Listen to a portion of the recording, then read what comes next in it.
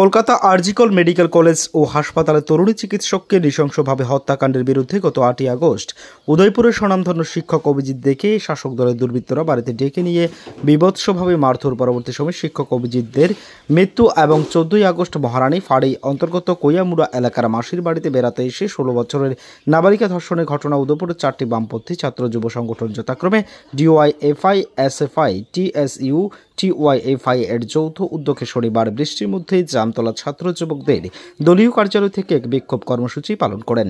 জামতলা থেকে একটি সুসজ্জিত মিছিল বের হয়ে সেন্ট্রাল রোড, পুরনো মোটর স্ট্যান্ড, মহাদেব দিঘির পার, নিউ টাউন রোড হয়ে রাধাকিশোরপুর থানায় এসে বিক্ষোভ দেখায় ছাত্র যুবকরা স্লোগান তুলে আদিম হিংসা মানবিকতার, আমি যদি কেউই স্বজন হারানোর শ্মশানে তাদের চিতা আমরা তুলবই। উদয়পুরের শিক্ষক অভিজিৎদের মৃত্যুতে মহিলা থানার ওসি এবং চিকিৎসকদের ঘটনায় ক্ষোভ দেখা যায় ছাত্র যুবকদের মধ্যে, যেখানে ডিওয়াইএফআই এর উদয়পুর বিভাগীয় কমিটির সম্পাদক শুভ চক্রবর্তী বলেন, শিক্ষক অভিজিৎ দেকে শাসক দলের সমাজদ্রোহীরা উদয়পুরের পোল্ট্রি রোডের শঙ্কর কর্মকার তার বাড়িতে ডেকে নিয়ে নৃশংসভাবে ওনার উপর অত্যাচার চালায়। পরবর্তী সময় তার পরিবারের কাছে 30 লক্ষ টাকা দাবি করেন। টাকা দিতে অস্বীকার করায় তার উপর চলে নির্মম অত্যাচার। পরে জিবি হাসপাতালে মৃত্যুর কোলে ঢলে পড়েন শিক্ষক অভিজিৎ দে। অপরাধীদের বাঁচাতে একটা অংশ চেষ্টা করেছেন বলে অভিযোগ করেন শুভ চক্রবর্তী।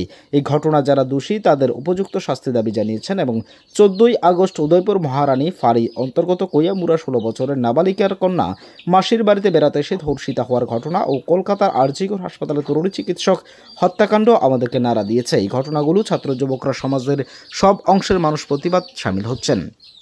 এই রাজ্যে মহকুমা ছাত্র, শিক্ষক, অভিভাবক সকলকে দাঁড়িয়ে অপরাধীদের কঠোর থেকে কঠোরতম শাস্তির দাবি জানাচ্ছেন।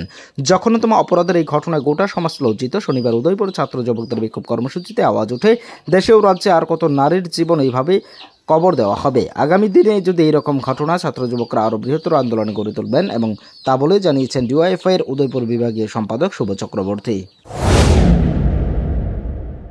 রাজ্যের পুলিশ বাহিনী যাদের এফিসিয়েন্সি আছে, যারা প্রতিটি ঘটনার সে জায়গার মধ্যে গুরুত্বপূর্ণ ভূমিকা গ্রহণ করতে পারে, তো রাজনৈতিক চাপে সে জায়গার মধ্যে পুলিশ সে জায়গার মধ্যে প্রতিটি ঘটনায় সে জায়গায় যে ভূমিকা গ্রহণ করা উচিত সেই ভূমিকা গ্রহণ করছে না।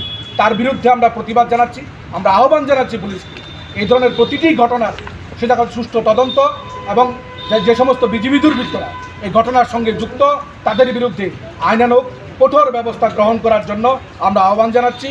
Bureau report, as Bharat live 24 hours.